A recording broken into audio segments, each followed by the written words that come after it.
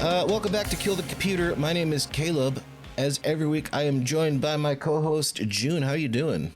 Not bad. I've been getting really into Pokemon cards again recently. One of my one of my friends has gotten really into Pokemon cards over the last year, and she's been like keeping track of like how the market fluctuating like has been going back and forth, like since all the like the Logan Paul influencers, all these like actual maniacs have gotten involved. Dorks are like ripping packs online and stuff. Oh God, yeah. So I've sort of become obsessed again. I opened up my old, like all my cards, went through some of them. So me and my friend, the last little bit, have been going through, seeing what I got. So I've been busy. I've been keeping myself busy with Pokemon cards in a very odd way. Continuing very the odd trend stuff. of you turning into me, like a kind of scummy guy in his 30s who's ripping packs. Like that's like what most of the fandom is now, right? I haven't bought any new packs recently, but I'm just looking through my old stuff because I was really into Pokemon card collecting back in like 2017-ish, 2016. Sure. So I have a lot of like Gen 5 or Gen 6 era Pokemon. Awesome. We have a special treat, a special guest today, Anthony Fantano, the internet's busiest music nerd, music reviewer of The Needle Drop. How you doing, pal? Good. How are you guys? Thank you for having me on. Yeah, it's a pleasure. It sounded like earlier, are you into Pokemon cards? Is that something that you've been sort of eyeing up recently? It sounded like you were kind of excited by that. My brother was into it when we were super young. For reasons that I can't fully get into, I actually got very much into playing the game recently. Just through like the app and stuff like that. The actual like God, what is it called? It's like the TCG app on like the mobile. TCG Live app, not the other one that's sort of like the streamlined version, but the actual the like TCG one is Live sick. app. And I was like watching a lot of tournaments and sort of like kind of observing the game and getting really into it, but then with one of the latest sets coming out, things like kind of moved into a meta that I wasn't super crazy about, and then I just like kind of fell off with it. Yeah, I'm not super aware of like the competitive scene of it right now. Like I played a little bit of the card game back in like 2016, 2017, and those cards, pretty much all the decks I had and made at the time are not even tournament legal anymore. Like a lot of those cards are retired. So the rotation happens every year. So yeah, so it's that often. Holy shit! So I was way out of date some immediately. Things rotate. There's some things rotating.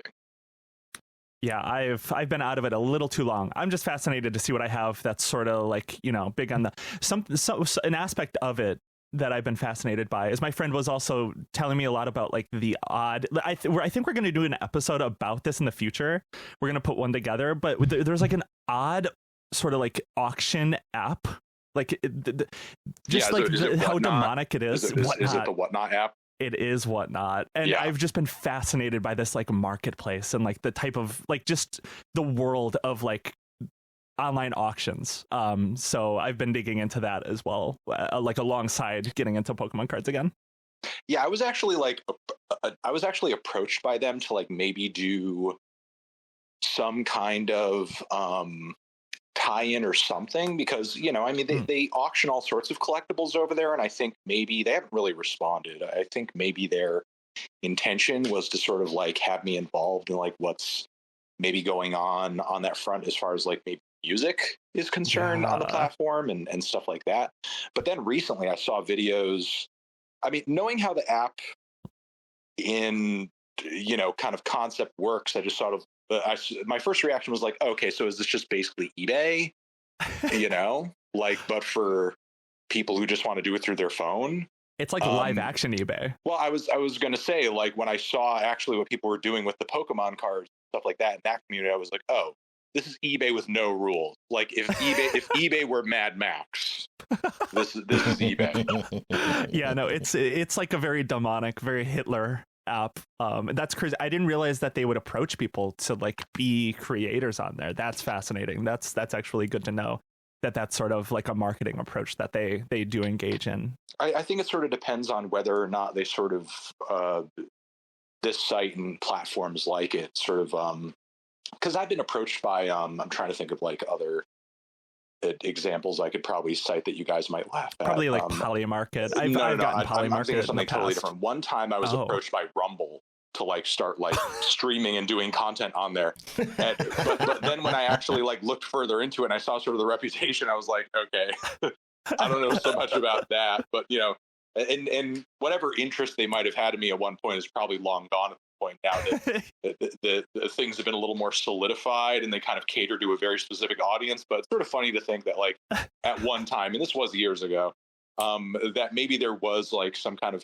you know, person working there with hope of like, oh, we could be a really diverse community of different creators from different paths of life. It doesn't all have to be a right-wing shithole. Maybe there'll be music commentators on here too. Wouldn't that be cool?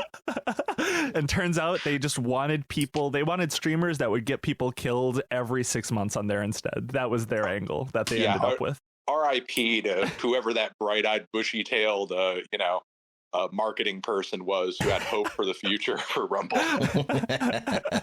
Yeah, they got like Aiden Ross and then like a bunch of other like, yeah, just like freaks. And it's like, okay, well, you're in your lane. Yeah, Rumble and Kick.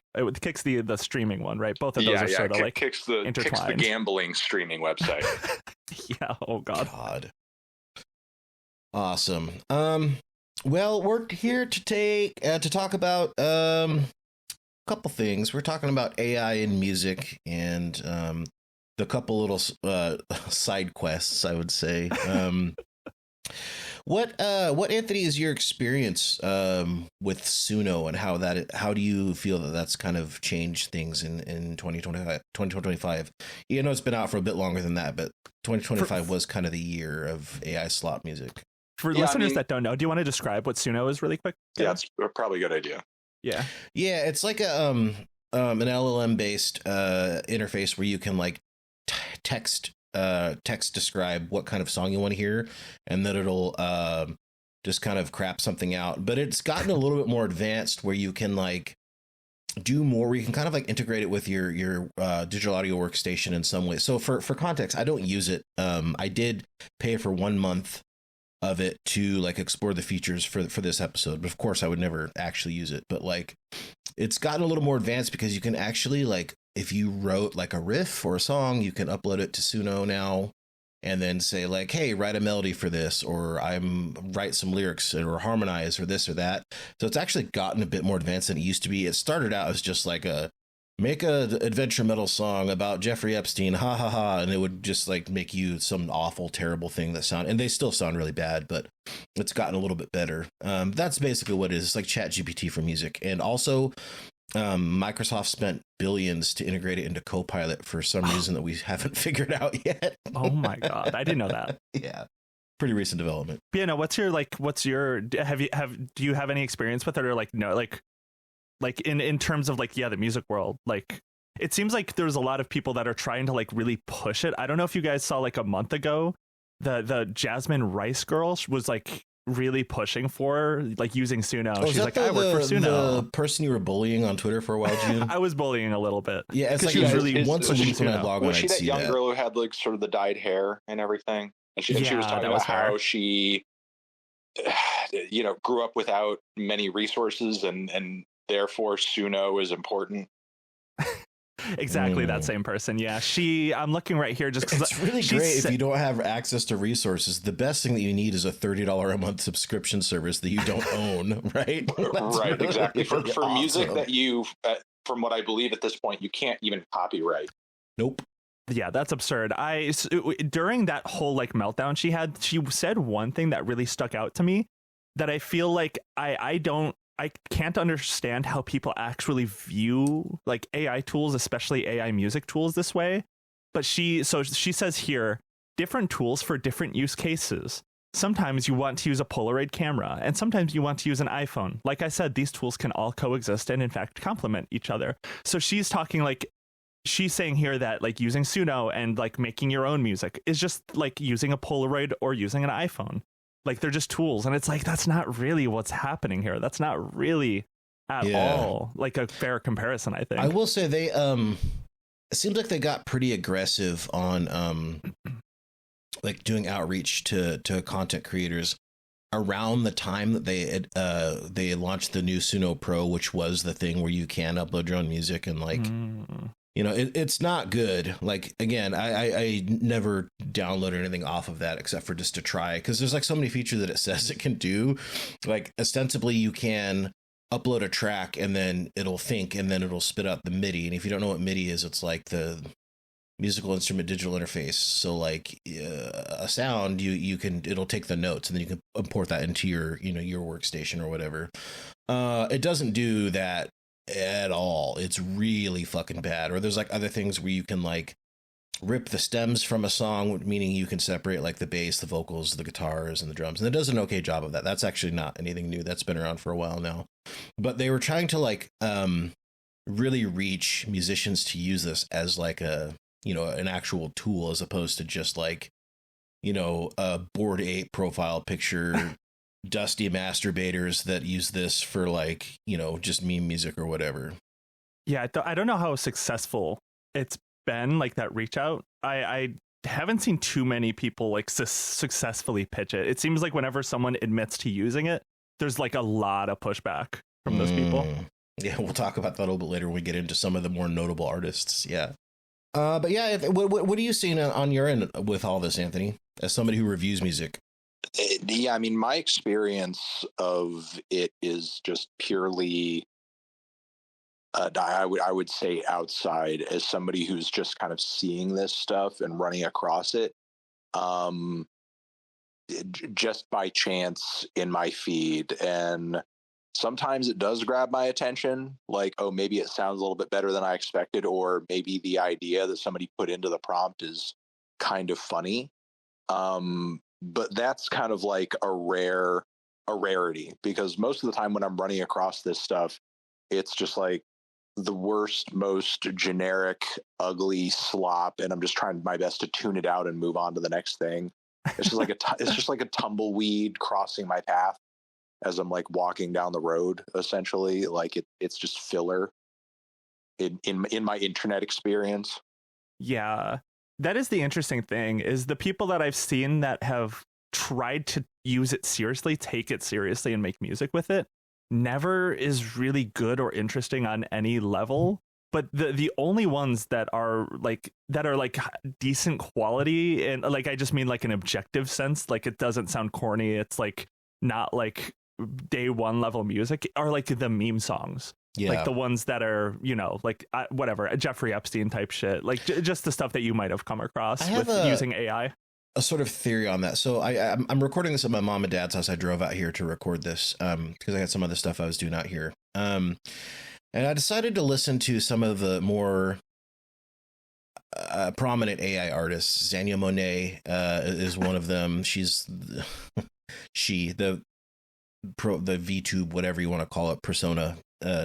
Yeah. She was signed for a $3 million deal. Listen to that. And then I listened to some stuff that I really liked, and just to juxtapose those two things, I think. And like, so I listened to a song by a guy named Alan Stone, who was popular like about a decade ago or something like that, maybe a little longer. And this is kind of soulful, whatever song. It's very sweet and sad about like, he's from Washington State. So it's like an experience that I kind of resonate with a little bit. And at the end of it, there's this like organ solo with a key change and this big crescendo, and he just fucking belts the last chorus.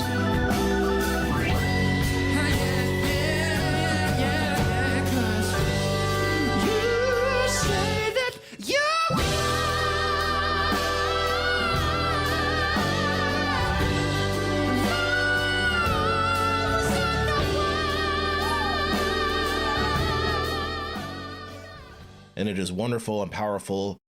And what kind of stood out to me is like when you listen to that song and then you listen to something like Zanya Monet, it's all the belting parts. You know what I mean? It's like it's like a 4-course meal and everything is dessert. That's why AI sucks. It's all just like hooks. It's all the stuff that contextually makes songs good. But without your, I guess, meat and veggies, it falls flat. It's kind of what I don't know, my dim interpretation of what I was listening to, I guess. When you were listening to her music, the last, because I've covered Zanaya's stuff as well. Zanaya, I didn't know yet. Yeah, I mean, I don't expect anyone to know. Don't respect this thing's name, whatever I'm it is. calling it Zanaya now. Anyway, I apologize to the computer. Call it whatever you want. Yeah. Anyway, the last thing that I heard from the project and talked about, and maybe this is like the next thing that we can kind of get into, is was actually a diss track. This was not a song that was like originally and officially, at least at the time that I saw it, released onto Spotify and stuff like that. So I don't know if that's part of what you ran across, but the woman who is allegedly behind all of Zanaya's lyrics, Talisha Nikki Jones, she took issue with some of the recent commentary that artists like Wale and Kalani and also I believe Jermaine Dupri did a tweet, and the track is just like this really impassioned, bitter response to all of their comments, and her just essentially being like, I'm an artist too, guys. You could have reached out and been my friend, but instead you hated me, and you're just mad that I'm famous and my lyrics are so good they're making you afraid. My prompts are too based. Right, so, exactly. Anthony, I gotta ask really quick. And before you ask again, like what's interesting to me about this dynamic, and I'd be curious to sort of see what you guys think about this, is that to me it's just funny to have the gall as like a quote unquote AI artist, that the moment you're criticized, you're like, well, I'm just as much of an artist as you, and you're so delusional that you would write a whole insult song against these people because you feel that entitled, that you're on their level, and that you can just attack them with your AI art, and that's justified. Well, I wanted to qualify that statement a little bit first. Is when she says she's writing these lyrics, does she mean that she's actually doing it, or she's the one who put in the input? She claims she is literally writing the lyrics, but everything else, from what you see of the character in these Instagram videos and the music and the chord changes and obviously the voice, all of that is AI, but the lyrics are completely her. That's her claim. I'm going to say something that she may not like if she ever hears this podcast. Her lyrics fucking suck, dude. I thought they were also AI. Oh my God. I listened to, I went down the most popular ones, and there's one, something about not knowing how to love because you have a wounded crown or something. What? I was like, how does a crown get a wound? Why not just say it's broken? Come on, that's you don't get it. That's genius. I thought that was a computer mistake. Damn, maybe that's some Robbie Sobby love we got to show to this. Well, imperfections when you are look real. at her, and she puts this in the diss track that she did, but when you look at her lyrics around that, the way that her quote unquote fans, because who the heck knows if they're bots? They probably are. Yeah, I don't trust the stream numbers. When you look at the way her and her fans defend her music, it's always from the point of, oh, your words are so beautiful and your lyrics helped me through my day. And I didn't, I feel less alone in the world having read or heard what you have to say in your music, because, that's the only part of her music that she attributes to being human. So it's always that part so that they desperately defend. My crown is also wounded. The thing is, see, here's the thing. It's like the music and the sound of it is so lazy and so generic and so bad that maybe she did actually legitimately write a coherent lyric in that moment, but it's possible that the AI sung it incorrectly and she's like, I don't care, sounds fine, let's just let her rip. Or maybe because I don't know if you've ever actually used Suno before, but you can give it lyrics, or you can give it an idea or just lines to riff off of.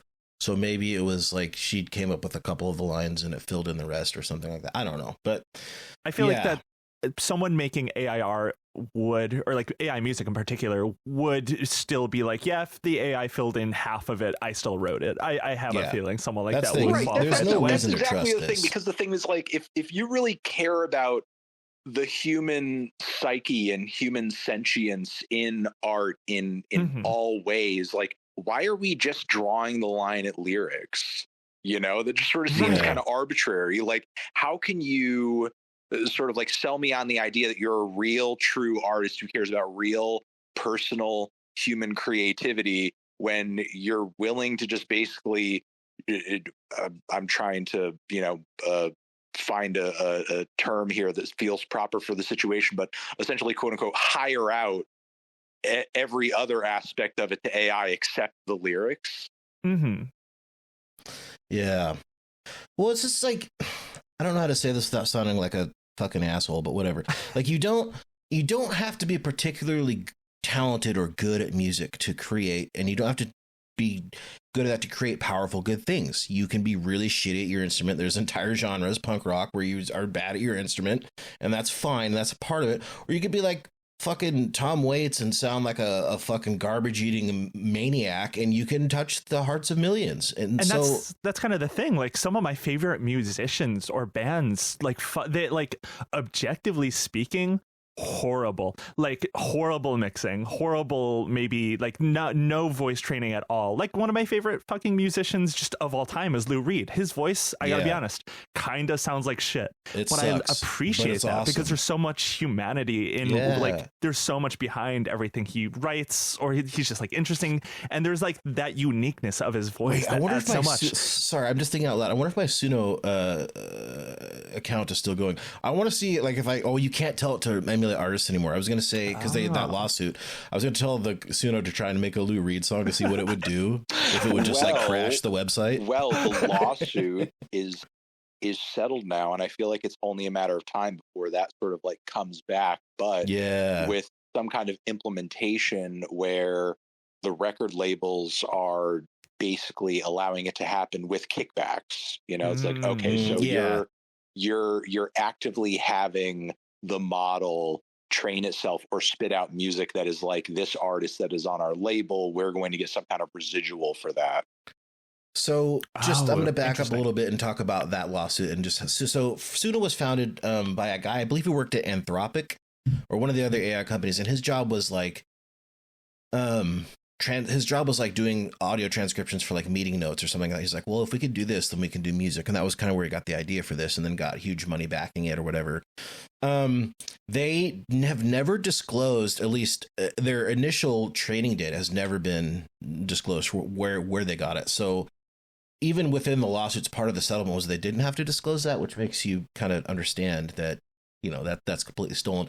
Now they're like, I think is it WMG, Anthony, if you remember, basically is like, okay, we have a deal with them where like our artists' data or their songs can be used, but they have the ability to opt out. And basically the deal was Suno didn't have to like throw out their old models. They just had to say, well, smile, smile, wink, wink. We won't use anything else besides the pre-approved trained data for our future models. And part of that lawsuit also stated that you like, because before, you could say, make me a Lou Reed song that's like if Lou Reed and M83 made a song together and it would crap some kaleidoscope out. Now you can only do genres or something like that, Okay. Actually, dude, Lou Reed and M83, that's a good idea, dude. A collab that we sadly never got. Collab. I don't see any reason or any way it could possibly be better than Lulu, so let's not even try. Oh shit, you're a Lulu fan or a hater? I'm a Lulu truther. Okay, that's really that's the correct, truther. That's the correct term, a Lulu truther. Okay. Wait, why is truther the correct position? Why is that? Like, what do you mean by that? I've never heard anyone say truther for this. Is the hate against that album was a CIA psyop. Okay, the only reason people hate that album is because they were told to. Literally, okay, I kind of low-key agree with that. No, people were psyoped. People real heads like Lulu. Yeah. Because they were afraid of the political repercussions of that album potentially catching on. Yeah. Because wait, new conspiracy. If Metallica fans and Lou Reed fans came together, we'd be too powerful. They had to keep them separated. Correct me if I'm wrong, but that album came out a little bit around when that style of like rock and metal sort of faded away in the culture too. So there might be something there. That was true. Yeah. I love that. I'm going to spread that everywhere. Please do. Yeah. I debuted that theory on this podcast. So when it catches wind, please everyone reference back to this. Absolutely. Yeah, no, we're gonna make history here with that. No, that's incredible. But so who sued? So when did this get resolved, this lawsuit? Was this like right before? It was right at the tail end of last year, and I believe UMG is involved in the resolution too. In fact, they just put out a press release that sort of like, said, oh, we're like going to be rolling out some really quote unquote responsible AI tools when it comes to music discovery in regards to the music that we have the rights to. And they said that eventually down the road, they're going to unveil some kind of, UMG kind of AI generative thing, but they haven't quite decided what that's going to be yet. Oh, that's interesting. So that's kind of like on the way. It's probably going to happen whatever it's going to be announced to be, it's probably going to happen this year. So it sounds like it's sort of like the Disney OpenAI situation where it's like some of these companies they're not super upset about the concept of like AI involved with music. They're just upset that they're maybe not the ones benefiting from it currently. Oh, exactly. Nobody hates artists more than the labels. They want to control it. Like it sort of seems like because like what Caleb was just saying, I think it sounds like each of the three major labels may sort of be coming up with their off the fly or on the fly, be coming up with their own agreement with them in terms of like what their ability to interact with their content is going to look like. From UMG's announcement, and I do think that this is a real possibility if this stuff is not worked with carefully. We could end up in a situation where like it's just basically a never-ending ash cloud of shitty AI slop versions of all of your favorite mainstream artists just pounding your feeds constantly because everybody's making a million Lady Gaga songs, a million Taylor Swift songs, a million Bruno Mars songs. And while there is like a short-term positive outcome for that in terms of like just there being this massive saturation and flood of content for them to sort of like monetize, simultaneously, if they allow it to happen in that way, what's going to happen the next time Taylor Swift wants to drop a record? You know what I mean? Like you're just basically going to eat up every single album cycle and you're going to end album cycles as you know it. And if that's going to happen, which I don't think they care if it does or doesn't, so long as they're making money, I'm sure they're going to want to sort of like slow roll that in such a way to where, they're in control of it and they know that it's going to benefit them every step of the way. That's so interesting, actually. I don't know if this fell in your radar at all, but the recent Tyler, the Creator album, I forget the name of the album, but there was it's Chromacopia or Don't Tap the Glass? Don't Tap the Glass. There was before that album came out, someone on YouTube made the an AI song. The joke AI version. Yeah. It's that fake version that's nowhere close to the real song. Yeah. But they released the track list, so of course someone just like put that into AI and created this awful, very funny but awful song. That tricked a lot of people. A lot of people at first were like, "Oh my god, this cannot be the new Tyler. This cannot fucking be." And of course it wasn't. But like maybe that's sort of the future of a lot of what we might see. I mean, that's the only example I've seen of that specifically play out this way, but I don't know, maybe as some of these other companies get involved directly with these products, maybe that could be the future. There's as much as, again, I think they see a lot of profit in it. If they allow it to just sort of become the avalanche that it would be, if they just basically said, okay, this can train on our models, this could train on our music, these models can train on our music as much as they want and just, spit out as much as these people want.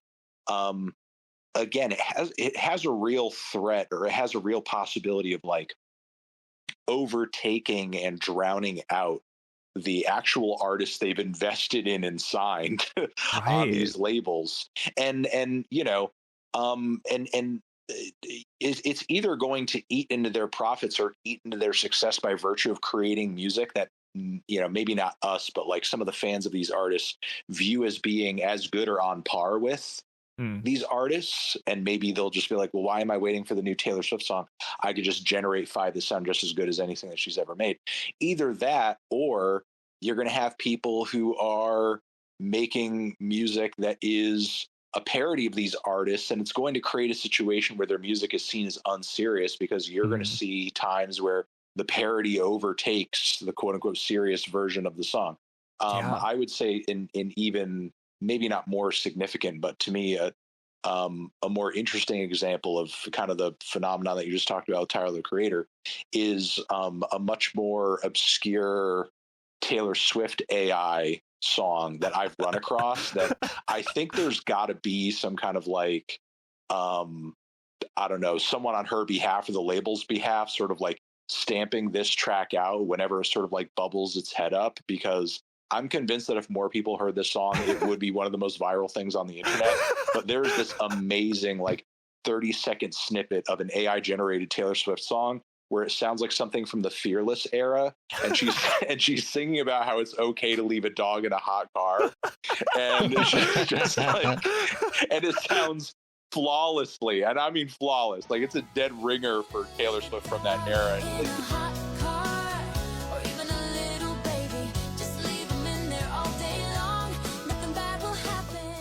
Hey guys, this is Caleb. This has been a preview of a premium episode. The second half is a whole lot of fun. It's a lot more silly, more slop talk, and at the very end, if you stick around, we have an Anthony Fantano cover of the AI slop fake Taylor Swift song that you're hearing right now. You can find the rest of this episode at patreon.com/KillerComputer. Thanks so much for listening. See you next week.